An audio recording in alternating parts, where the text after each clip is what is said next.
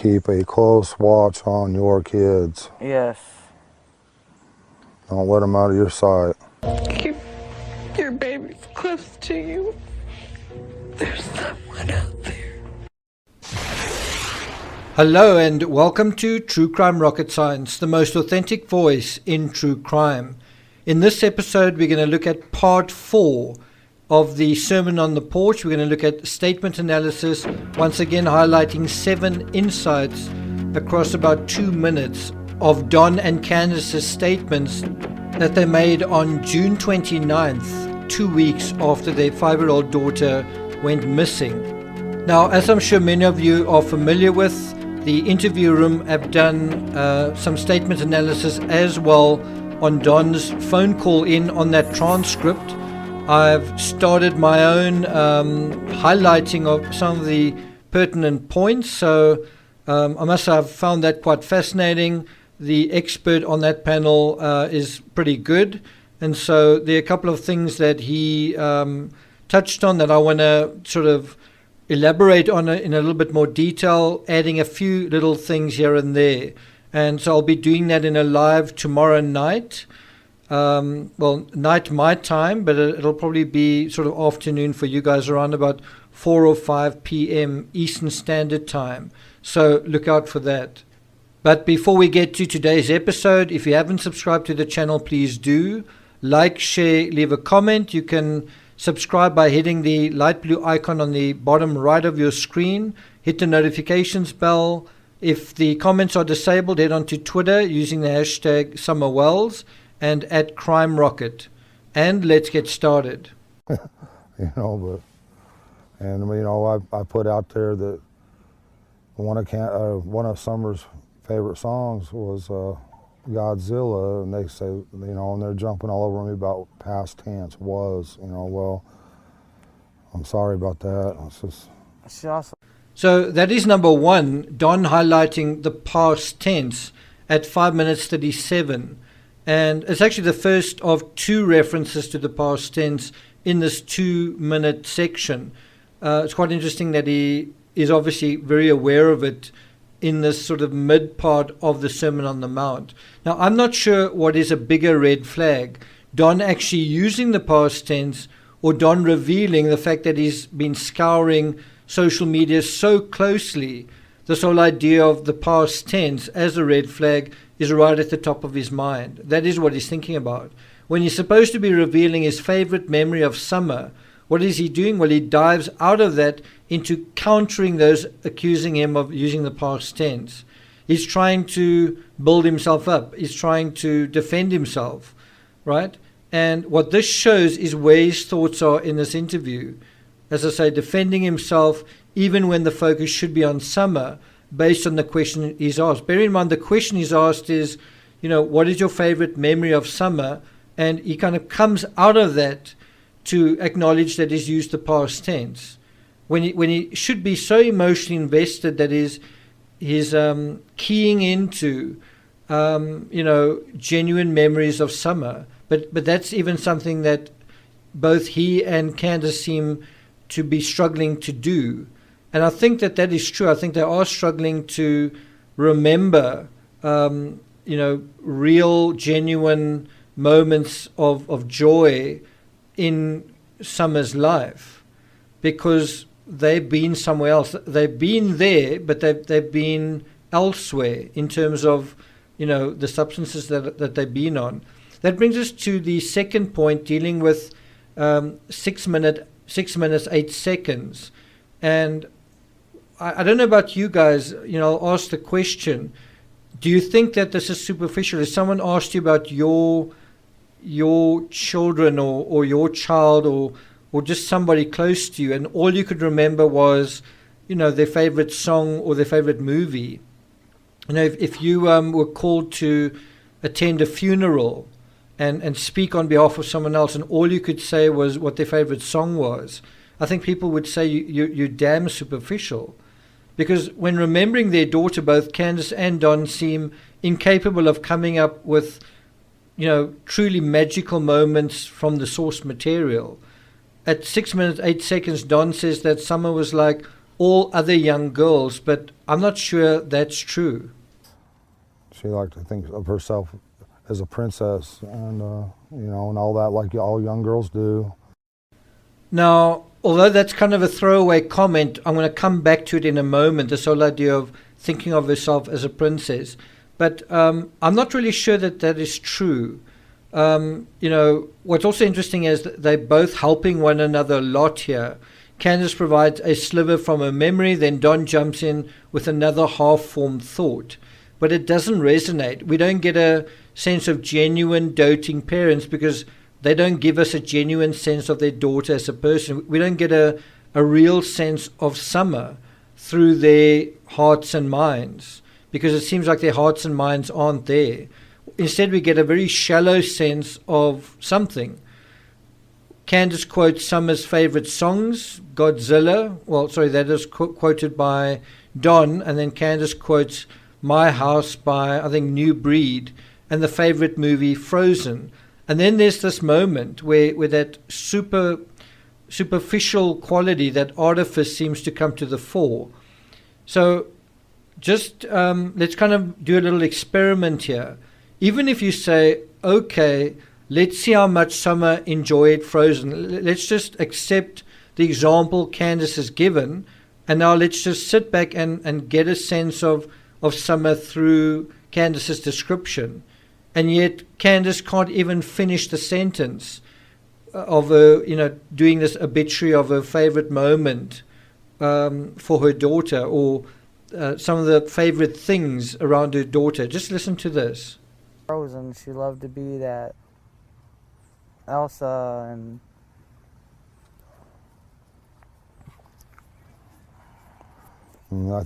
So that is at about 6 minutes 16 seconds, and it's not the only time that Candus seems to sort of blank out, right? And that brings us to the next one, where Don leans in now on the church for support. They're sort of running out of, I won't say ammunition, they're running out of sort of reinforcement for their story. They're running out of things to say actually about Summer. And so they sort of lean on the church for support. And I think this is because they're kind of both coming up empty-handed, and because they're both sort of juggling in their minds, kind of frantically, searching for something, but they end up sort of clutching at straws. And so, what they really want to talk about here is something like a playmate for Summer, a little friend. Is there one that can show, what Summer was doing? I mean, what do little children enjoy generally when they're sort of that age? Well, it tends to be playing with other little children. Well, was Summer doing that? And I think that's a pretty clear area where Summer was a lot not like other little girls, right? And so what Don does is he falls back on Old Faithful, the church. And this comment comes in at 23 seconds, 6 minutes, 23 seconds. Let's listen in. I think she really loved to be in church because she felt a lot of love there. And I think you can't explain what that love is, but you feel it and you know it, when you're young. And is he right? He says, I think she really loved to be in church because she felt a lot of love there. Do you think he's right about that? Were those brief encounters with strangers on the Sabbath more warm or warmer and kinder than the rest of an average week combined? Did she get at least some attention then? Attention that was an elixir, a balm for the slings and cuts and arrows she knew day to day, the grind between the diesel and the dust at Ben Hill Hell. And that essentially brings us to the fourth insight, where he says something pretty obscure. And this is at 6 minutes 30. He says, you can't explain what that love is. And then he blinks, quite a big blink in the middle of all of that. And then he says, but you feel it and you know it, And then he sort of adds, when you're young.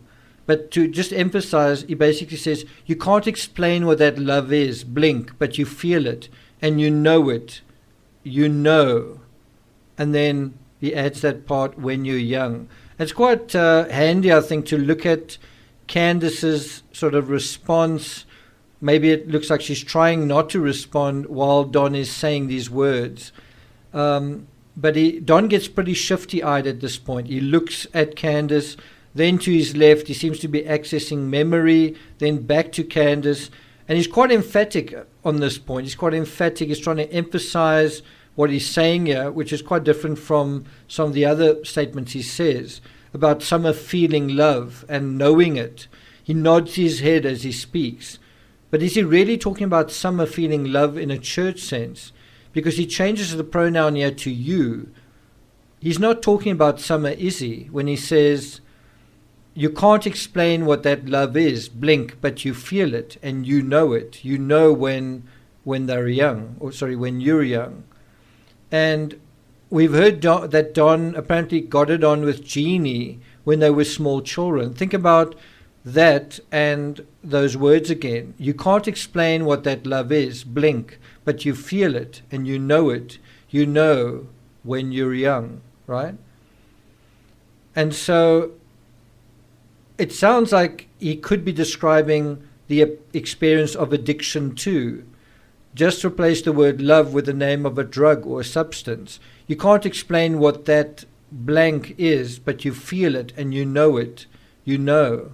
Love there, and I think you can't explain what that love is, but you feel it and you know it, when you're young. When Don qualifies his statement, so he adds, when you're young, and he sort of also talks about, well, yes, we are talking about this happening in church. You sort of got to add that in.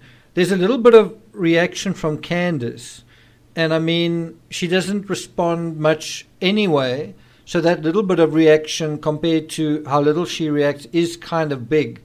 She looks up and to the left as if she's testing or evaluating or trying to decide what Don is talking about exactly. It's almost as though she's a little bit surprised at what he's saying, and as if she's sort of examining it in real time, as if to say, But anyway, it's worth watching to see where his eyes are and where her eyes are, and how she kind of responds when he says certain of those words. And that brings us to number 5.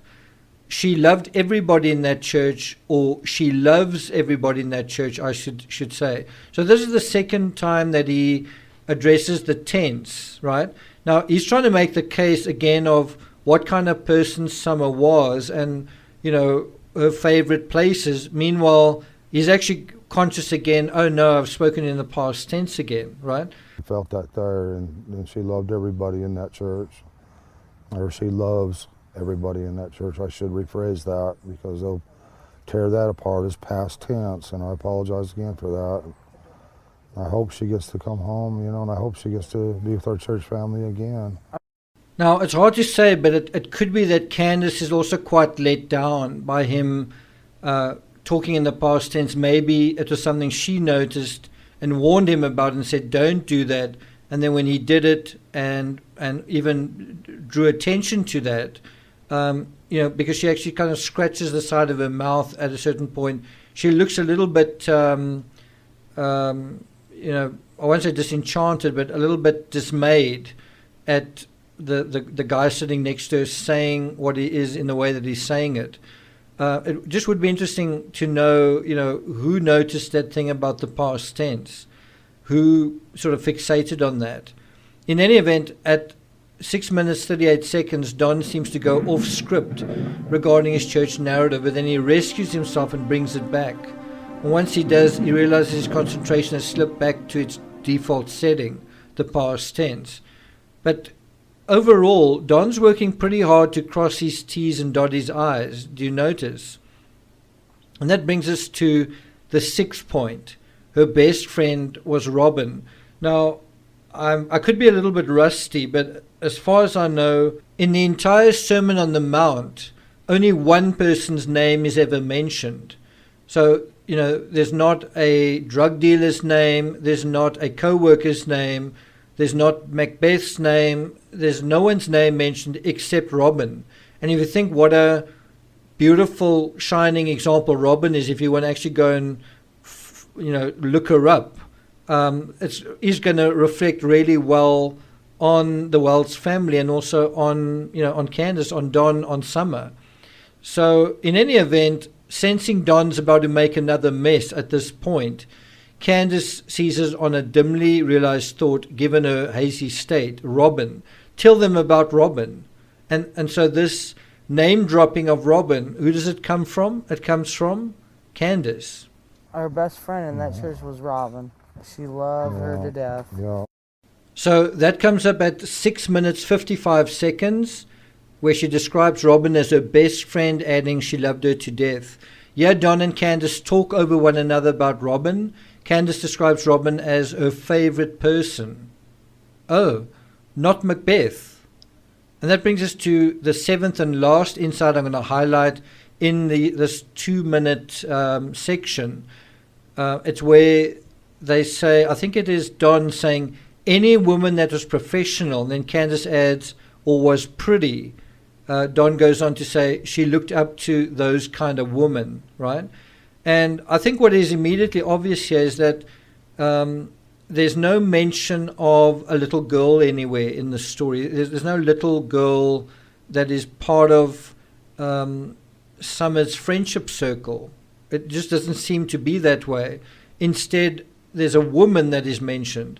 You don't even get a sense that there were friends at the Sabbath school, that she was, enjoying their company. And I think there might be a deeper reason for that, and I'll go into that in the next episode, not statement analysis, but dealing with possibly a disorder that this little girl was suffering from.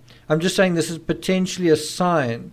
If she wasn't, she didn't have friends, that were her age, and little girlfriends that she could play with, that could be a sign that something else was going on. In any event, at 7 minutes 8 seconds, Don talks about how Summer supposedly modeled herself. That's the word he's looking for. Modeled herself on professional, pretty women. Right? Let's listen in. Any woman that was professional, that Was pretty. yeah, looked up to those kind of women. She, they were the word I'm looking for. I can't think of it. But. So here's a question, and I'm going to end off on this question. If Summer modeled herself on the admittedly attractive, long-haired, feminine Robin, why'd she shave all her hair off? So I'm not going to take it further than that. As I say, I will be back tomorrow with a live dealing with some other statement analysis from the interview room. I'm just going to go through some of my notes in a live stream. It should be around about 4 o'clock, 5 o'clock Eastern Standard Time. So look out for that. Thank you for listening, and I'll see you guys next time.